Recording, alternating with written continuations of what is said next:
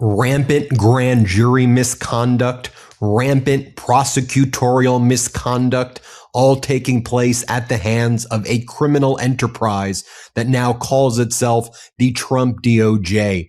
We're seeing very high-profile examples of grand jury misconduct, prosecutorial misconduct, but I also want to highlight that these are emblematic of what's happening across the country. What a great time to be a criminal defense attorney right now, because you have some of the best arguments to get cases dismissed, even where there are strong cases potentially against your client, when you see the behavior of the Trump DOJ. But I want to talk about some frivolous cases and the behavior by the Trump DOJ, and then we can talk about at large what's happening. Pay attention. This is very important. You may have learned about the headlines, but let's dig deeper. You know, the Broadview 6, that's the detention center in Illinois, where lots of migrants were held in these concentration camp-like environments. Remember the protesters who were outside of that Broadview facility, and some high-profile protesters like Kat Abuguzela and other like leaders. She was running for Congress, and she's well known. Lots of other people were out there, and this was kind of the Trump regime, you know, making a whole show arrest of Kat and all of these people who were protesting based on the conditions of those migrants, and they were shackled, and these individuals and arrested and paraded. And remember that the Trump DOJ said, we're going after you. Well, that case got dismissed because of serious grand jury misconduct. You may remember when I was with Harry Litman, we were talking about, like, you know, what information was provided to the grand jury in order to even get the indictment of the Broadview 6. These protesters, we saw the videos of them. I mean, they look like, you know, peaceful protesters who were being attacked themselves by Donald Trump's ICE and Border Patrol Gestapo. So we speculated maybe there was some grand jury misconduct. Oftentimes you don't get to know, most times, almost always, you don't know what happens in a grand jury because there's grand jury secrecy under Federal Rule of Criminal Procedure 6E. But where there is a very high bar that you have to make in a showing that there could be misconduct, sometimes you're able to get the grand jury transcript. And where people have been able to do that with this Trump regime, they've seen some of the most horrifyingly unethical behavior taking place by Trump DOJ officials who both don't know how to behave in front of grand juries and are just patently giving false legal information, unlawful instructions to these grand jurors. Now, in a grand jury setting, there's no judge in the room and there's no defense attorneys in the room. It's based on these norms that there is a presumption that prosecutors are experienced people who behave in good faith and that they will give the grand jurors what the law is. And then the grand jury will return a true bill of indictment if the evidence is presented. But you don't have anyone else in the room. You develop that bond with the grand jury. And what the Trump regime seems to have done, or did do in Broadview, and in Illinois, because there was a finding by the judge, but what we're seeing across the country is they're doing something called vouching. They're vouching for their case, which is improper, where you basically go in front of the grand jury and you're like, hey, I'm the prosecutor. We're going to bring you some easy cases right now. This is a good one. We're going to get you out of here quickly. You know, I'm very experienced. I'm just going to have you sign off on this. We're going to go through the motions, but just trust me as a prosecutor. I'm an experienced guy or experienced person, or guy or woman. Sign off on this. That's vouching versus explaining what the law is, and you take yourself out of it. You present the law to the jury is what's supposed to happen. So this vouching took place in Illinois. It was uncovered through a motion unearthing the grand jury transcripts. And the federal judges said, we, in our entire careers, this is unfathomable, awful conduct. And now the lawyers for the Broadview 6, including Kat and others, are saying to the judge, make sure that the Trump regime DOJ preserves this evidence. We're not done. It's not enough that we've unearthed this misconduct. The case against the Broadview 6 has been dismissed. as a result of the grand jury misconduct. Let me be clear about that. But it's not just they're not just celebrating the dismissal. Like, you destroyed our lives. And we're coming after you now, whether they're going to go after these prosecutors' bar licenses or file civil lawsuits for misconduct or now dig deeper for massive sanctions. This is just the tip of the iceberg now that they got this grand jury transcript. But then you take a look at what's happening in Wyoming, for example. This is maybe not getting enough attention, but there you had this Trump lackey U.S. attorney, a political person, no experience as being a federal prosecutor, would do the same thing, go in front of a grand jury. All right, I got 9 cases for us today. We're going to get through these quickly. These are easy ones. I just need you to sign these true bills, simple stuff. Sign your name. We're good. And then we'll get you out of here. We don't want to take up. Just trust me as a prosecutor. You're good. That was uncovered in Wyoming, and 9 cases, at least 9 cases, this infected, and those cases were dismissed, but there may be many more.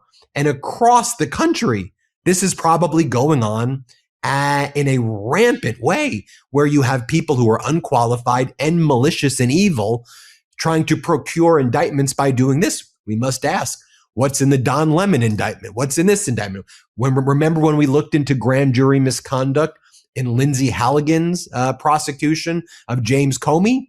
It never got to the issue of the grand jury misconduct because the judge ruled that Halligan shouldn't have been in the room in the first place. Her presence was unlawful.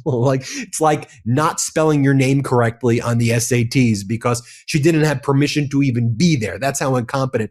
But had they gone to the next step, they would have definitely found grand jury misconduct the same way the Broadview 6 case was dismissed. Grand jury misconduct. And then that brings us to prosecutorial misconduct. We see this rampant across the country. Vindictive prosecutions like Abrego Garcia, that criminal case that was in Nashville, in Tennessee, vindictive prosecution where someone like Abrego makes the threshold showing of vindictiveness. And then there was an evidentiary hearing and you're able to show, whoa, you specifically targeted me because of a other agenda to go after me and invade my rights, and you are giving disparate treatment, unlawfully vindictive. And it's very hard to show, but we're seeing increasingly vindictive prosecution defenses succeed. I mentioned Don Lemon. I'm curious to see the vindictive prosecution motion there. James Comey undoubtedly will bring a vindictive prosecution motion amongst a number of other First Amendment challenges as well. But Abrego Garcia also, now that case, criminal case, has been dismissed there. And by the way, hat tip to Abrego, showing that when you stand up to Donald Trump, Trump tried everything with this guy. And I think he goes down in the history books, frankly, as showing a huge amount of courage and winning and succeeding. Abrego deserves a lot more credit. I know he gets a lot of credit, but from a legal perspective, him and his legal team, bravo, bravo, bravo. I want to bring in Harry Litman from Talking Fed's YouTube channel, Substack, and podcast. Harry's a former top federal prosecutor. He was the United States attorney from the Western Division in Pennsylvania, Western District of Pennsylvania, a top federal prosecutor and Maine justice. Harry, you're seeing this conduct. Maybe you've seen one rogue prosecutor, who's immediately disciplined for this behavior, who engages in this. And it's such an aberration that it's like, whoa, this is how the Trump regime does business. This is business as usual for them. And it's getting smoked out in case after case. Break it down for us, Harry. Yeah. So first, for starters, Ben, I don't know how to describe what an elementary screw up both of these in Chicago and Wyoming were. It's so basic. It's like a prosecutor coming to court in gym shorts or something. It's inane. And there's a whole system of training that seems also, with so many other things, to have gone out the window, where you're there for a year or two, then you sit with someone else in the grand jury, see how it's done. And these are things that not simply can derail a case as they have here, but they're basic constitutional protections that they are completely trammeling. It's a due process issue to vouch for stuff when you're there all alone. You are the sole bulwark against defendants' rights, and every prosecutor respects it. And so what we're talking about is mind-blowing. Never really seen anything like it. And as you say, it's proliferating, and there's some combination of kind of it comes down from above that we don't really care about, little constitutional stuff, or maybe even because Chicago. And let me move to Chicago for a moment. It's one of those high profile cases, protesters, and the common pattern, at least as alleged by the defendants here, is they just start banging heads and then wind up accusing the protesters of in some way impeding law enforcement. We've seen in the past they just wind up dismissing the charges. Here they went with them. Okay, and there are 6 defendants, and it's really high profile in Chicago. And lo and behold, the prosecutors not only did all this vouching, but also when it was time to look at the grand jury transcripts, they did all this improper, but also, again, crazy. Who are you trying to fool? Redactions of the most inculpatory material. And the judge, this is the wages that of public safety that this DOJ is costing everyone. He said, I used to believe in the presumption of regularity. Now I do not. The U.S. attorney in Chicago, Ben, in contrast to so many of them around the country, including Wyoming, where I want to move to, you have to indulge me a little, because this stuff drives me mad with total contempt and dumbfoundedness. But anyway, in that U.S. attorney's actually got experience. He's been there for some 8+ years, and he had to go to court to a closed door hearing, fall on his sword completely. That Todd Blanche would have been made aware of this, and this is this high profile case that is absolutely doing a belly flop in front of the whole city. He does this. This is terrible. I'm so sorry, Your Honor. But then he starts coming out and just himself doing more of the same, talking about what terrible conduct the defendants had done and how righteous the charges were. The Judge Perry, who had already said, you guys have lost your presumption of regularity, said, you are totally, snatching defeat from the jaws of victory. You're going back on everything you said here and now trashing the defendants. What the hell? Okay, so that's Chicago, and it's the high profile case. There was a grand jury who left the proceedings, and they tried to just paper it over. It really, really, really stinks. And how the hell could it happen? This high profile thing, a U.S. attorney who's got experience, and they just let these rookies go in and totally blow it up. There's very vigilant defense attorneys on the case, or might not even have come out. And as you say, they're now saying, we want misconduct here. And the judge has suggested he might feel the same way, and they want all the records preserved. Okay, just quickly in Wyoming, not usually a fairly sleepy place and a pretty easy place to bring a case. The U.S. attorney there just goes in a folksy way into the grand jury, and basically he has no experience. He's a politician, run unsuccessfully for a Republican office again and again. That's how he got there.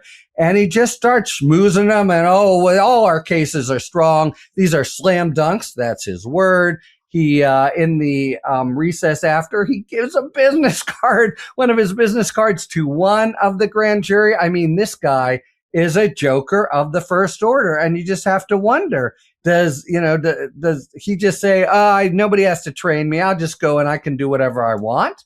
Because that's what, I've been appointed by Trump. And by the way, he's now the confirmed U.S. attorney even after this. So the Senate just went along. All of this is stuff that it's so brazen and so elementary, you wouldn't have seen it before. And that is the question. What does this say about the whole sort of cesspool of DOJ? Is it individual isolated cases, or is it sort of a cultural tie? But I just want to end where I started. This shit is super extreme and crazy. You would never see this kind of misconduct. And we've seen it, Lindsay Halligan did the same thing, come up again and again in Pam Bondi and Todd Blanche's Department of Justice. Yeah, this is unheard of stuff. Yeah. Like this is, I imagine Major League Baseball, right? And then imagine somebody playing, I don't know, kickball in elementary school and saying, I'm a Major League Baseball player. And then you look at the person playing kickball in elementary school and saying, dude, that's not baseball. What are you even doing? It's a bizarre analogy, but it's a completely different game. And I'm trying to articulate that it's not some minor thing. It's not a procedural technicality. It is quite literally something that a middle schooler doing mock law trials who reads a book with basic terms and then practices once would do a better job than what we're seeing here. And federal judges are looking at these Trumpers and they're saying these Trumper judges. And I mean, these judges are looking at these Trumper prosecutors saying, what the hell are you? Who are you? What is this? I don't even have the words to condemn this. It's so bad. And yeah, it's just bizarre. Anyway, Harry Litman. Yeah, one quick point though, that's totally right. But really, what are they doing? This Chicago thing was a big DOJ, Pam Bondi special going after them. How could they screw this up so much? You can't believe they're that incompetent. It's hard to believe they're that corrupt. But totally every prosecutor you talk to will tell you this is like, in that book you just talked about with the middle schooler, at the end there'll be 3 rules. Do not vouch to the grand jury about the strength of your evidence in bold 24 type font.